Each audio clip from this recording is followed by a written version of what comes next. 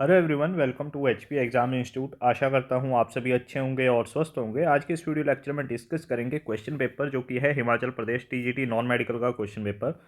आप सभी को पता है 25 दिसंबर से लेकर 27 दिसंबर 2025 तक एचपी राज्य चयन आयोग ने टीजीटी का एग्ज़ाम कंडक्ट कराया, जिसमें आज 25 दिसंबर की जो फर्स्ट शिफ्ट में एग्ज़ाम कंडक्ट हुआ था वो हम डिस्कस करेंगे। इसमें जितना भी जीके का पोर्शन पूछा गया है वो बेसिकली हम इस वीडियो लेक्चर में डिस्कस करेंगे। इससे पहले मैं थर्ड जो इसका पार्ट है वो मैं करा चुका हूँ। थर्ड शिफ्ट में जो क्वेश्चन पूछे थे वो मैं आपको करा चुका हूँ। पूरे 25 से 27 तक जितनी भी 9 शिफ्टें हुई है, 9 के 9 पेपर मैं आपको प्रोवाइड कराऊंगा। इनकी पीडीएफ मैंने ऑलरेडी कुछ एक पेपरों की पीडीएफ मैंने प्रोवाइड करा दी है टेलीग्राम ग्रुप में और व्हाट्सएप ग्रुप में। दोनों का लिंक डिस्क्रिप्शन में भी दे रखा है और हमारे कमेंट बॉक्स में भी दे रखा है, आप वहाँ पे जरूर जुड़ सकते हैं। सबकी पीडीएफ जो है आपके फ्री ऑफ कॉस्ट वहाँ पे आपको प्रोवाइड करा दी जाएगी, जो कि आपके जो आने वाले एग्जाम हैं उनके पॉइंट ऑफ व्यू से भी काफ़ी इंपॉर्टेंट रहेगी। फर्स्ट क्वेश्चन की तरफ मूव करते हैं। जो 27 दिसंबर को आपके एग्ज़ाम कंडक्ट हुए थे उनमें बहुत सारे जो आंसर है वो गलत है। ठीक है, लगभग जो थर्ड शिफ्ट है उसमें तो 50 से ज़्यादा ही प्रश्न जो है वहाँ पे गलत दिए गए हैं, तो उसके रिगार्डिंग हमने मीडिया में भी बात की है और अभी जो है ईमेल्स भी डाले हैं उसको अपने राज्य चयन आयोग को। देखते हैं उसका क्या रिप्लाई आएगा। हिमाचल प्रदेश के आर्थिक सर्वेक्षण 2024-25 के अनुसार राज्य में भूमि जोत का सबसे बड़ा हिस्सा किस श्रेणी में आता है। अगर हम इकोनॉमिक सर्वे की बात करें, यहाँ से क्वेश्चन बहुत बन रहे हैं आपके एग्जाम में, तो इसके रिगार्डिंग मैं एक अलग से वीडियो आपको प्रोवाइड करा दूंगा जैसे मुझे टाइम लगेगा इकोनॉमिक सर्वे का। तो कह रहा है इकोनॉमिक सर्वे 2024-25 जो हुआ था हिमाचल प्रदेश का, उसमें जो हमारे लैंड होल्डिंग है उसमें फार्मर किस कैटेगरी में आते हैं। लार्जेस्ट शेयर है लैंड होल्डिंग में फार्मर्स का, वो किस कैटेगरी में आता है। तो हिमाचल प्रदेश में जो किसान है वो लघु और सीमांत किसान है, यानी कि मार्जिनल है, और स्मॉल फार्मर है। मार्जिनल है यानी कि बहुत छोटे किसान हैं। हिमाचल प्रदेश की जो जियोग्राफी है उसके पॉइंट ऑफ व्यू से बात करें तो 85% जो हमारी ज़मीन है, यानी कि जिस पे हम जो उपजाऊ ज़मीन है जिस पे उगा सकते हैं कुछ, वो कौन सी है, वो बिल्कुल जो है छोटी जोते हैं वो, जहाँ पे हम जो है खेती करते हैं हिमाचल प्रदेश में। मीडियम फार्मर भी यहाँ पे नहीं है, जो प्लेन एरिया है वहाँ पे आपको देखने को मिलेंगे। लार्ज फार्म भी जो है आपको ये बड़े जो एरिया है जैसे पंजाब हो गया आपका, राजस्थान वगैरह हो गई, यहाँ पे आपको देखने को मिलेंगे जहाँ की प्लेन इलाके हैं। अगर हम यहाँ पे बात करें हिमाचल प्रदेश में, तो सबसे ज़्यादा जो एग्रीकल्चर लैंड है वो कहाँ है, वो है कांगड़ा के पास। नेक्स्ट क्वेश्चन की तरफ मूव करें। नेक्स्ट क्वेश्चन कह रहा है आर्थिक सर्वेक्षण 2020-21। देखिए कहाँ का क्वेश्चन पूछ लिया इसने। 2020-21 का इकोनॉमिक सर्वे के बारे में यहाँ पे बात कर रहा है कि के अनुसार हिमाचल प्रदेश में ग्रामीण एवं उच्च पर्वतीय क्षेत्रों में अंतिम छोर तक पहुँच संपर्क के लिए कौन सा परिवहन माध्यम आवश्यक है। 2020-21 की बात करें, चाहे अभी 24-25 की बात करें या फिर अगले साल की बात करें 25-26 की बात करें, तो हिमाचल प्रदेश में जो ट्रांसपोर्ट चलता है, जो रूरल कनेक्टिविटी को कनेक्ट करता है, हाई अल्टीट्यूड रीजन में हो चाहे लो में हो, क्योंकि हिमाचल प्रदेश की जो जियोग्राफी है थोड़ी सी टफ है, क्योंकि निचला एरिया जो है हमारा वो प्लेन है। अगर हम ऊना की बात करें, ठीक है, कांगड़ा के लोअर की बात करें, अपना सोलन का जो लोअर एरिया है बद्दी वाला, वो उसकी बात करें, वहाँ से लेके अगर हम ऊपर अपर की बात करें लाहौल स्पीति की, तो इनमें बहुत डिफ्रेंसिएशन है। ऊपर पहाड़ है, नीचे जो है प्लेन है, वो क्योंकि पंजाब के साथ लगता है वो थोड़ा। तो लेकिन यहाँ पे कनेक्टिविटी की बात करें तो हिमाचल प्रदेश में अभी तक जो चल रहा है वो सड़क परिवहन ही है। ऑप्शन नंबर बी यहाँ पे राइट आंसर हो जाएगा। जो रेलवे है हिमाचल प्रदेश में बहुत लिमिटेड रेलवे है, ठीक है, तीन ही हमारे जो है रेलवे लाइंस है, जो भी जिसमें से भी दो तो जो है नैरो गेज है, तो उसमें भी ज़्यादा जो है इतनी ट्रांसपोर्टेशन नहीं चलती। ठीक है, अभी कुछ एक बन रही है जैसे बानूपल्ली वगैरह बन रही है, आपकी बद्दी से चंडीगढ़ बन रही है, लेकिन जो अभी तक का है, जो रूरल कनेक्टिविटी को हिमाचल प्रदेश को जो एक बैकबोन की तरह काम करता है, वो है रोड ट्रांसपोर्ट। ठीक है, नेक्स्ट देखिएगा। नेक्स्ट है वर्कर्स पॉपुलेशन रेशो, WPR की अगर हम बात करें Himachal Pradesh for all ages in 2023-4 according to PLFS। ये क्या है, पीरियोडिक लेबर फोर्स सर्वे है। इसके अनुसार हिमाचल प्रदेश में जो श्रमिक जनसंख्या का अनुपात है, WPR है, वो कितना है।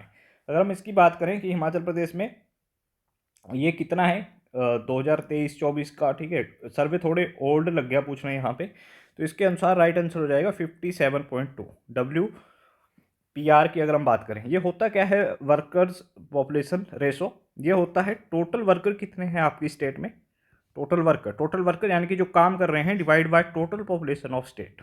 ठीक है, total population of state, Himachal Pradesh की जनसंख्या में जो है कितने जो है वर्कर है total, divide by Himachal Pradesh की टोटल जनसंख्या कितनी है, इससे ये रेशो निकलता है WPR रेशो की अगर हम बात करें। तो ये सभी वर्गों के लिए अगर हम बात करें, सभी आयु वर्गों के लिए, तो ये रहा है 2023 में 57.2। ठीक है, ये काफ़ी इंपॉर्टेंट है आपके एग्जाम के लिए, यहाँ से भी क्वेश्चन बनते हैं। नेक्स्ट देखिएगा, यह है Himachal Pradesh land holding ceiling act, जो अभी अमेंडमेंट हुआ 2023 में। पूछ रहा है कि ओरिजिनल एक्ट कब पास हुआ था। तो जो ओरिजिनल एक्ट है ये 1972 में आया था। ऑप्शन नंबर ए यहाँ पे राइट आंसर हो जाएगा। अभी देखिएगा, अगर आप पटवारी की एग्जाम की तैयारी कर रहे हैं, पटवारी के एग्जाम की तैयारी कर रहे हैं, तो जो है इस बार हो सकता है, क्योंकि पहले तो नहीं आता था लैंड होल्डिंग एक्ट, हो सकता है इस एक्ट से इस बार कुछ क्वेश्चन आपको देखने को मिलेंगे। ठीक है, इसके बारे में थोड़ा सा पढ़ लीजिएगा, ज़्यादा डीप में जाने की जरूरत नहीं है आपको, लेकिन थोड़ा थोड़ा जो है इन एक्ट्स के बारे में पढ़ लीजिएगा, क्योंकि अब जो एग्जाम ले रही है वो टीसीएस ले रही है, तो ये भांग खा के जो है क्वेश्चन पूछती है, कहीं से भी क्वेश्चन डाल देते हैं। पिन वैली राष्ट्रीय उद्यान किस संकटग्रस्त वन्य जीव के संरक्षण के लिए प्रसिद्ध है। पहले तो आपको पता होना चाहिए कि पिन वैली नेशनल पार्क है कहाँ पे। ठीक है, पिन वैली की अगर हम बात करें, पिन वैली नेशनल पार्क कहाँ पे, ये लोकेटेड है हमारा लाहौल स्पीति के अंतर्गत। कहाँ पे है? Pin valley national park Lahaul Spiti के अंतर्गत है। मैं जब भी आपको डिस्कस कराता हूँ, मैं हमेशा आपको बताता हूँ कि हिमाचल प्रदेश में कितने जो है नेशनल पार्क है। तो हिमाचल प्रदेश में 5 नेशनल पार्क है, जिसमें से एक पिन वैली नेशनल पार्क है लाहौल स्पीति के अंदर। अगर हम बात करें एक सेकंड जो है सिम्बलवाड़ा नेशनल पार्क, ये कहाँ पे है? ये सिरमौर डिस्ट्रिक्ट के अंदर है। और इसके अलावा 3 जो हमारे नेशनल पार्क बचते हैं वो कुल्लू डिस्ट्रिक्ट के अंतर्गत है। वो कहाँ पे है? कुल्लू डिस्ट्रिक्ट के अंदर। यहाँ पे जो पिन वैली नेशनल पार्क है, यहाँ पे जो प्रोटेक्ट किया जा रहा है वो किया जा रहा है स्नो लेपर्ड को, हिम तेंदुए को। Option number D right answer जाएगा। ये क्या है? हिमाचल प्रदेश का स्टेट एनिमल भी है। हमारा राज्य पशु क्या है? वो हिम तेंदुआ ही है, जिसको कहाँ पे संरक्षण दिया गया है? इसको संरक्षण दिया गया है जो हमारा पिन वैली नेशनल पार्क है लाहौल स्पीति के अंतर्गत। आई होप इतना क्लियर हो गया होगा आपको। इसको कोल्ड डेजर्ट इकोसिस्टम भी है, ये कोल्ड डेजर्ट भी इसको बोलते हैं, जो हमारा स्पीति का इलाका है। कोल्ड डेजर्ट का क्या मतलब है? ठीक है, शीत मरुस्थल का क्या मतलब है कि एक तो वहाँ पे वर्षा कम होती है। क्या क्या मतलब है कि वर्षा वहाँ पे क्या हो रहा, बिल्कुल कम होती है। जो स्पीति का एरिया है हमारा, वहाँ पे बिल्कुल कम वर्षा होती है, प्लस वहाँ पे ठंड बहुत ज़्यादा है। ठंड क्या है? बहुत ज़्यादा है, एक्सट्रीम ठंड वहाँ पड़ती है, तो इसको कोल्ड डेजर्ट बोलते हैं, जो कि एक आपका बायोस्फीयर में रखा गया है इंडिया का। नेक्स्ट देखिएगा, नेक्स्ट क्वेश्चन है, मंडी नामक नए नगर के संस्थापक कौन है जिन्होंने प्रसिद्ध भूतनाथ मंदिर का निर्माण भी करवाया था। या तो क्वेश्चन डायरेक्टली पूछ ले कि भूतनाथ मंदिर का निर्माण किसने कराया, लेकिन यहाँ पे इसने फैक्ट भी दे दिया कि मंडी नामक शहर के जो मंडी नगर है उसकी स्थापना भी इसने की थी, दैट इज अजबर सेन। कौन है? Ajbar Sen. Option number B यहाँ पे राइट आंसर हो जाएगा। अजबर सेन द्वारा जो है मंडी का जो भूतनाथ मंदिर है इसका निर्माण कराया गया था। अच्छा, हो सकता है कुछ क्वेश्चन पूछ ले कि किस नदी के किनारे है, तो आपको याद करना है ये किसके बैंक पे है? ब्यास रिवर के बैंक पे है। कौन सी रिवर के किनारे है? ब्यास रिवर के किनारे है। मंडी को ही हम किसके नाम से जानते हैं? तो मंडी को ही छोटी काशी के नाम से जाना जाता है। हिमाचल प्रदेश के किस शहर को छोटी काशी के नाम से जाना जाता है? डायरेक्टली क्वेश्चन बनता है, तो मंडी को जो है यहाँ पे छोटी काशी के नाम से जाना जाता है। नेक्स्ट देखिएगा, नेक्स्ट है हिमाचल प्रदेश का यूनेस्को विश्व धरोहर स्थल उच्च पर्वतीय जैव विविधता के लिए प्रसिद्ध है। कौन सा जो है यूनेस्को वर्ल्ड हेरिटेज साइट है जो कि अपने हाई अल्पाइन बायोडाइवर्सिटी के लिए जानी जाती है? तो ये है ग्रेट हिमालयन नेशनल पार्क, जिसकी अभी हम बात कर रहे थे। ठीक है, ये सारे क्वेश्चन जो है आपके पूछे गए हैं किसमें? ये सारे क्वेश्चन पूछे गए हैं आपके जो आपका ये पेपर हुआ था 25 दिसंबर का। सारे क्वेश्चन वही है, मैंने इनको थोड़ा सा लिखा है ताकि जो हिंदी मीडियम वाले स्टूडेंट हैं उनको भी समझ आ जाए, क्योंकि क्वेश्चन जिस कैंडिडेट ने क्वेश्चन दिया है, क्वेश्चन पेपर दिया है, वो इंग्लिश में दिया है। वहाँ पे सिर्फ सिंगल लैंग्वेज में आता है आपका, या तो इंग्लिश चूज़ कर लो या हिंदी चूज़ कर लो। लेकिन अगर आप बीच क्वेश्चन में कहीं फंस जाते हो, आपको उसका ट्रांसलेशन करना है, तो वहाँ ट्रांसलेशन का भी होता है ऊपर ऑप्शन कि आप उसको चेंज कर सकते हो। अगर हिंदी में है तो इंग्लिश में कर सकते हो, इंग्लिश में है तो हिंदी में कर सकते हो, सिर्फ लैंग्वेज को छोड़ के, हिंदी लैंग्वेज और इंग्लिश लैंग्वेज को छोड़ के। तो ग्रेट हिमालय नेशनल पार्क की यहाँ पे बात की गई है कि इसको यूनेस्को की वर्ल्ड हेरिटेज साइट में ऐड किया गया। अब क्वेश्चन आ सकता है कि कब ऐड किया गया, यानी कि कौन से साल में ऐड किया गया। तो 2014 में जो है इसको वर्ल्ड हेरिटेज साइट में ऐड किया गया। इसके अलावा और कौन सा था, हमने पहले डिस्कस किया था, एक और था हमारा यूनेस्को की वर्ल्ड हेरिटेज साइट में, दैट इज कालका शिमला रेलवे लाइन। कालका शिमला रेलवे लाइन को कब ऐड किया गया था? इसको 2008 में जो है, जो आपकी कालका शिमला रेलवे लाइन है, इसको कब ऐड किया गया था? इसको ऐड किया गया था 2008 में यूनेस्को की वर्ल्ड हेरिटेज साइट में। और अभी की अगर हम बात करें तो ग्रेट हिमालयन नेशनल पार्क, इसको 2014 में जो है इसको ऐड किया गया। कहाँ पे लोकेटेड है ये भी पूछा जा सकता है, तो कुल्लू जिले में। कहाँ पे? कुल्लू डिस्ट्रिक्ट के अंदर लोकेटेड है। इंदर किला ये भी वहीं पे है। सिम्बलवाड़ा की अगर हमने बात करी अभी, सिम्बलवाड़ा कहाँ पे है? ये जो नेशनल पार्क है ये सिरमौर डिस्ट्रिक्ट के अंदर लोकेटेड है। कहाँ पे है? ये सिरमौर डिस्ट्रिक्ट के अंदर लोकेटेड है। और इससे हो सकता है कि किस रिवर बेसिन पे है, क्योंकि एग्जामिनर जो है अब क्वेश्चन बहुत सारे डीपली भी पूछता है, कुछ एक जो है कॉन्सेप्चुअल भी पूछ लेता है कि ग्रेट हिमालय नेशनल पार्क किस नदी के किनारे स्थित है, तो ये भी ब्यास नदी के किनारे ही स्थित है। मैं पूरा रिवर सिस्टम आपको पढ़ाऊंगा हिमाचल प्रदेश की नदियों के बारे में मैप के थ्रू, ठीक है। मैं जल्दी इसके बारे में एक वीडियो आपको जल्दी प्रोवाइड कराऊंगा, अगर आप लोग ऐसे ही सपोर्ट करते रहे। Thank you for all your love. अब इससे आके जो शुरू होता है वो होता है जनरल नॉलेज इंडिया का, ठीक है। जो भी करंट अफेयर है, हिस्ट्री है, इंटरनेशनल, वो सब यहाँ से बनते हैं। इससे पहले जो क्वेश्चन थे वो इंडिया जीके के थे, जो मैंने सेपरेट करके लिखे थे। आंध्र प्रदेश में 4,472 स्वास्थ्य क्लिनिक स्थापित करने की पहल को किस केंद्रीय योजना के से जो है आंशिक वित्तीय सहायता मिली है? तो अगर हम बात करें आंध्र प्रदेश हो गया या फिर अन्य जो राज्य है, वहाँ पे जो ये क्लिनिक एस्टेब्लिश किए जा रहे हैं किस योजना के तहत, तो ये है हमारी कौन सी? ये है हमारी प्रधानमंत्री, कौन सी योजना है ये? अगर हम यहाँ पे बात करें, ये है आयुष्मान भारत योजना, ठीक है। कौन सी है? आयुष्मान भारत योजना। तो इसके तहत जो ये स्वास्थ्य आपके क्लिनिक है, इनकी स्थापना की जा रही है। मनरेगा की बात करें तो मनरेगा किससे रिलेटेड है आपका?